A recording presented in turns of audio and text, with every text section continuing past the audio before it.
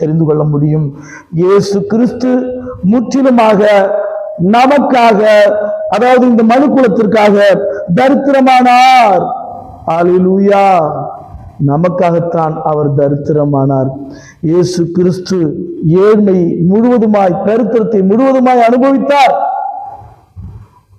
அதனாலதான் பவுலடிகளார் 2 கொரிந்தியர் 8:9 சொல்றாரு, நம்முடைய கர்த்தராகிய இயேசு கிறிஸ்துவின் கிருபையை அறிந்திருக்கிறீர்களே, அவர் ஐஸ்வர்யம் உள்ளவராயிருந்தும் அவருடைய தரித்திரத்தினாலே நாம் ஐஸ்வர்யவான்களாகும்படிக்கு அவர் தரித்திரரானாரே என்று சொல்லி போடப்பட்டிருக்கிறதை பார்க்கிறோம். நம்முடைய கர்த்தராகிய இயேசு கிறிஸ்துவின் கிருபையை அறிந்திருக்கிறீர்களே, அவர் ஐஸ்வர்யம் உள்ளவராயிருந்தும்